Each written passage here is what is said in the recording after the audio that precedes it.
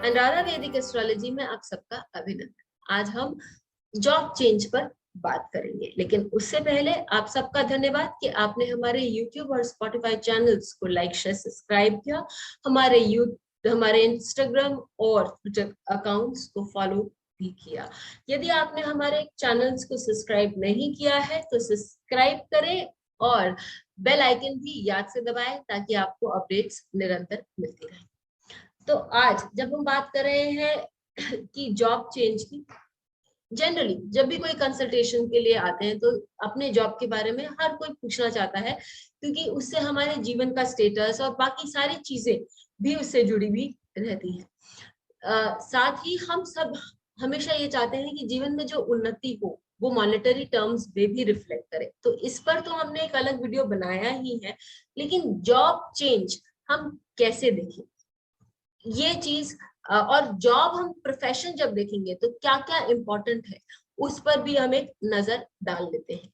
हम जब जॉब देखेंगे तो सबसे पहले हम देखेंगे 6th हाउस, क्योंकि षष्ठम भाव जो है वो सर्विस का भाव है। 10th हाउस जो है वो आपके कर्मों का भाव है, सब चीज। और हम जब अपने प्रोफेशन में जॉब में दिन में 10 घंटे तो देते ही हैं। और आजकल हमारे जो काम की बातें होती हैं, चाहे जो प्रोफेशनल लाइफ होता है, वो सब समय हमारे दिमाग में घूमता रहता है। तो 10th हाउस देखना आवश्यक हो जाता है। शनि सबसे इंपॉर्टेंट ग्रह है जिसको हम अच्छे से विस्तार से बाद में बात करेंगे। डेबिलिटेटेड और एक्सॉल्टेड प्लैनेट्स। डेबिलिटेटेड प्लैनेट्स क्यों? क्योंकि ये वो ग्रह है जो बताते हैं कि आपने क्या क्या काम नहीं किए हैं किसी लाइफ टाइम में, तो उसकी खामी तो आपको पूरी करनी ही है। तो व्यक्ति अपने आप ही उस तरफ चला जाता है। एक्सॉल्टेड प्लैनेट्स इसके विपरीत ये बताते हैं कि आपने कहीं ना कहीं किसी लाइफ टाइम में बहुत अच्छे से इन प्लैनेट के कारकों की पूर्ति करी है। तो इसमें आपको एक कुशलता हासिल है। यदि वो आप उस ढंग से उधर काम करें, आप क्योंकि आप इस चीज में कुशलता या महारत आपको हासिल है, तो आप बिना किसी परिश्रम के या थोड़े से परिश्रम में भी आप काफी कुछ प्राप्त कर सकते हैं। तो व्यक्ति डेबिलिटेटेड या एक्सॉल्टेड प्लैनेट्स की तरफ अपने आप ही कर्म करने में के लिए बाध्य हो जाता है। फाइनली जब हम कर्म के बारे में, चेंज के बारे में देख रहे हैं, प्रोफेशनल चेंज के बारे में, तो इस षष्ठम भाव और चेंज तृतीय भाव से बहुत अच्छे से दिखाई देता है। तो ये दोनों भाव से आपको दिखाई दे। Back to Saturn. तो जब हम शनि के बारे में बात करते हैं, शनि कर्म कारक है। षष्ठम भाव और दशम भाव इन दोनों के कारकत्व जो है वो शनि को दिए गए। काल पुरुष कुंडली में शनि दशम भाव के स्वामी माने गए हैं। इसीलिए शनि का जो कर्म के साथ या आपके प्रोफेशन के साथ एक बहुत स्ट्रॉन्ग रिलेशन है। जीवन में ये बोला गया है कि शनि काल भी रिप्रेजेंट करते हैं। तो जो भी हमारे जीवन में चेंजेस आते हैं उनके लिए भी शनि रिस्पॉन्सिबल है। और आपके प्रोफेशनल लाइफ में भी जो चेंजेस आएंगे उसके लिए कहीं ना कहीं शनि को दशा अंतरदशा प्रत्यंतर में, साथ ही आपके 3rd हाउस के साथ एसोसिएशन होना जरूरी है। अभी हम जो एग्जांपल्स लेंगे उसमें हम 3rd हाउस का एसोसिएशन देखेंगे, लेकिन सवाल ये उठता है कि यदि शनि आपके D3 से कनेक्ट 3rd हाउस से नहीं कर रहे हैं या 6th हाउस से नहीं कर रहे हैं, तो क्या आपके जीवन में कोई चेंज आएगा? ही नहीं आएगा, जरूर आएगा। अब आएगा जब शनि आपके 3rd हाउस ऑफ D1 या D3 पर से गोचर कर रहे होंगे। तब ऐसी स्थिति में जो चेंज आप चाहते हैं वो आ सकता है जीवन में।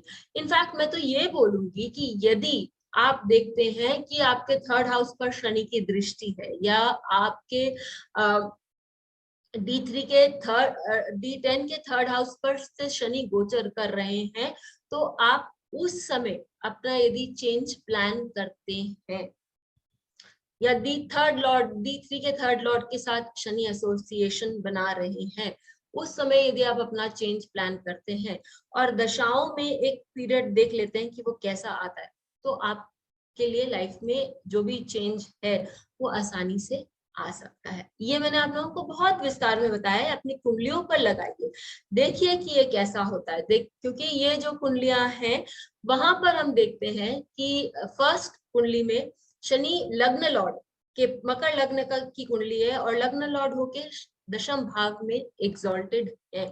तो ये व्यक्ति जो है वो अत्यंत कर्मठ है, साथ ही उनका मंगल जो है, जो एनर्जी देता है, वो लग्न के साथ जुड़ा हुआ है। तो ये व्यक्ति अत्यंत कर्मठ है। अब हम यही चीज उनके D10 में ले लेते हैं। D10 में शनि जो है वो थर्ड हाउस में, लिब्रा लग्न की कुंडली है D10 में, और शनि थर्ड हाउस में उनके विद्यमान है। जब शनि का ये इस समय पीरियड आया तो उन्होंने अपने जीवन में अपना चेंज इन पोर्टफोलियो देखा। अब क्वेश्चन ये हो जाता है कि यदि उनके चेंज इन पोर्टफोलियो है, उनकी कंपनी में उनको एक अलग ही औहदा, अलग ही एक पोजीशन दी गई है जो कि उनके प्रीवियस पोजीशन से एकदम अलग है, तो आप एक तरह से चेंज इन पोजीशन भी बता सकते हैं। अब बात ये आ जाती है कि क्या पैसा और चेंज इन जॉब एक साथ हम इक्वेट कर सकते हैं? जनरली जब हमारी पोजीशन बढ़ती है, जब हम जॉब चेंज करते हैं, तो वन ऑफ द क्राइटेरिया जिसको हम देखना चाहते हैं वो है चेंज इन इनकम ऑल्सो। उस पर मैंने एक वीडियो बनाया है जहां आपको D2 और D3 को D2 और D10 को एक साथ लगा के देखना पड़ेगा कि क्या मेरे को फायदा हो रहा है।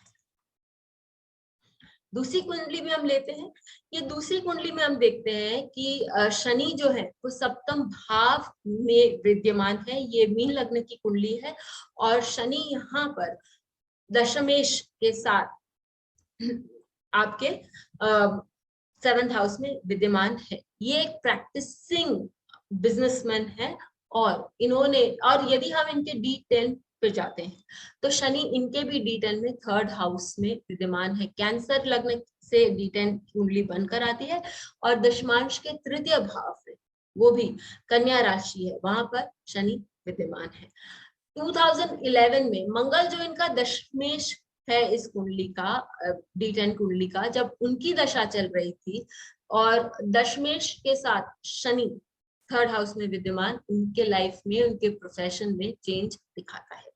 और इतना ही नहीं, शनि जब उस समय, यदि आप 2011 का गोचर देखेंगे तो उस समय शनि जो है वो षष्टेश, ये कन्या लग्न, कन्या राशि पर से गोचर कर रहे थे। तो वहां पर गोचर भी अपना जो कलर है, या हम जिसे कहेंगे जो अपना जो स्वभाव है वो दिखाता है, और शनि उनको डिलेड चेंज लेकिन चेंज देने में सक्षम रहते हैं।